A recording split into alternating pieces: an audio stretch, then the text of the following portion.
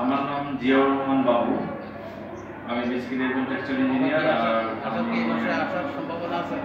উত্তরাতে থাকি। আর আমার ছোট ভাই রাকিবুল হাসান রনি, তো হচ্ছে যে আমার সাথে উত্তরাতে তো শুভ সকাল। উপস্থিত সকল সাংবাদিকদের ধন্যবাদ আমাদের এই কনফারেন্সে আসার জন্য। আজকের এই প্রেস কনফারেন্সে আমি জিয়াউর রহমান এবং আমার ছোট ভাই রাকিবুল ইসলাম রনি উপস্থিত হয়েছি। আমরা কিছু গুরুত্বপূর্ণ বিষয় নিয়ে কথা বলতে এসেছি, যা আমাদের পরিবার এবং সমাজের জন্য অত্যন্ত দুঃখজনক এবং উদ্বেগের বিষয়। ঈদের আগের দিন আমাদের উপর সন্ত্রাসী হামলার এক ভয়াবহ ঘটনা ঘটেছে। এই হামলায় আমি, আমার ছোট ভাই ও আমাদের পরিবার আহত হয়েছে এবং আমাদের জীবন অস্থির হয়ে পড়েছে। হামলার সময় এবং স্থান রাত আনুমানিক 9:45।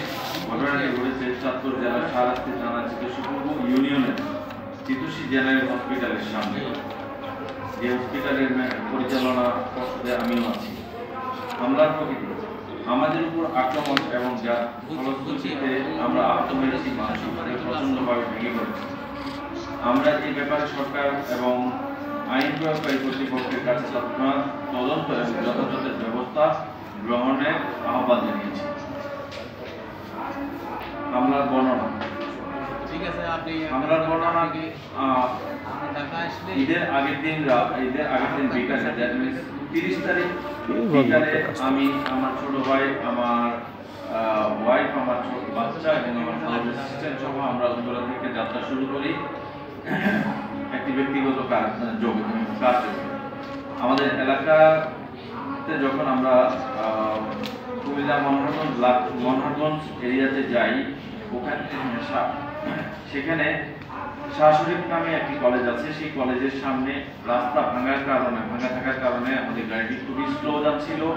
সেই সময়টিতে পিছন থেকে একটি এসে আমাদের গাড়িটিকে সজোরে ধাক্কা দেয় এবং গাড়িটিতে স্ক্র্যাচ করে দেয়। এর পরবর্তীতে আমরা তাকে সিগন্যাল দেই, হর্ন দেই, থামানোর চেষ্টা করি।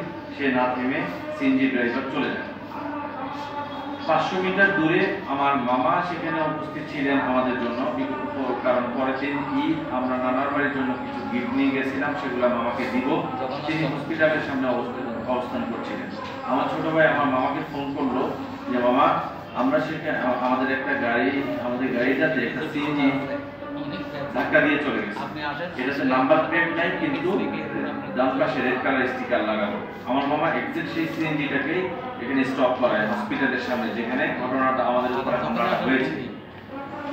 আমার মামা সিএনজি ড্রাইভারকে জিজ্ঞাসা করে, আমিও 1 মিনিটের মধ্যে ওখানে উপস্থিত হই। আমার মামা জিজ্ঞাসা করার পরে সে অস্বীকার করে। এক পর্যায়ে সিএনজিতে থাকা যাত্রীরা ঘটনাটি স্বীকার করে যে তাদের সিএনজিটা আমার গাড়িতে লেগেছে। পরবর্তীতে আমি একটু তার সাথে সিএনজি ড্রাইভারের সাথে আমার উচ্চবাচ্য হয় এবং আমাদের উচ্চবাচ্যের মাঝখানে যে প্রধান হামলাকারী শামীম নামে সেখানে দাঁড়ানো, কারণ সে ওইখানে আগে থেকেই দাঁড়ানো ছিল। তার ভাই, তার আপন বড় ভাই সেখানে ওই হসপিটালে চিকিৎসা নিচ্ছিল, কারণ তার বড় ভাই তার 2 ঘন্টা আগে এলাকার একটা ব্রিজের উপরে অ্যাক্সিডেন্ট করে তার পায়ে অনেক বড় ধরনের ক্ষত সৃষ্টি হয়। তারা সেখানে চিকিৎসা নিচ্ছিল। শামীম এই ঘটনাটা দেখে আমি যখন হচ্ছে যে সিএনজি ড্রাইভারের সাথে আমার বাগবিতণ্ডা হচ্ছে, শামীম দূর থেকে এসে আমার 2 শোল্ডারে সজোরে ধাক্কা দেয়। আমি 2-3 স্টেপ পিছিয়ে যাই। সেই মুহূর্তে আমার ছোট ভাই শামীমকে ধাক্কা দেয়। সে তাকে প্রতিরোধ করার চেষ্টা করে।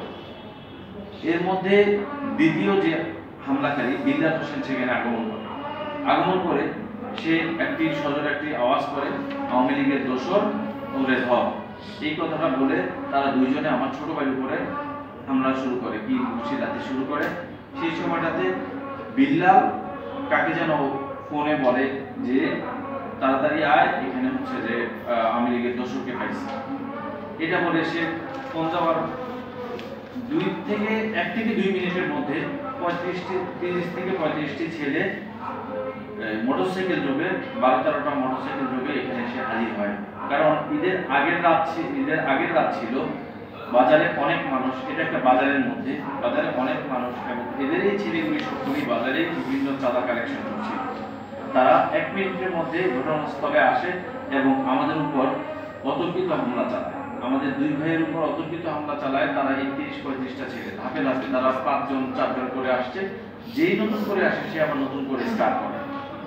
আমার মামা অনেক চেষ্টা করছে, বলছে যে আমার ভাগিনা, কারণ আমরা আসলে এলাকায় অতটা পরিচিত না, আমরা 22 বছর আগে সে এলাকা থেকে চলে আসছি, আমরা ঢাকায় থাকি, আমরা দিনাজপুরে ছিলাম, তার কারণে আমাদেরকে হয়তো নাও চিনতে পারে, কিন্তু আমার মামাকে চিনে এবং আমার মামা চেষ্টা করছে যে যে আমার ভাগিনা ধরা আমি সলভ করতেছি, তারা কোনোভাবেই শুনেনি এবং হচ্ছে যে আমাদের উপর অতর্কিত হামলাটা কন্টিনিউ করে যায়। এক পর্যায়ে বিল্লাল বলে যে হচ্ছে যে আমার গাড়ি ভাঙচুর করতে। আমার গাড়ির মধ্যে আমার বাচ্চা, 2 বছরের বাচ্চা ছিল, আমার ওয়াইফ ছিল, আমার হাউস অ্যাসিস্ট্যান্ট ছিল। আমার বাচ্চা সম্পূর্ণ রকমের হচ্ছে যে ট্রমাটাইজ হয়ে যায় এবং ওই ভাঙচুরের অবস্থায় আমার ওয়াইফ গাড়ি থেকে বের হয়ে আসে।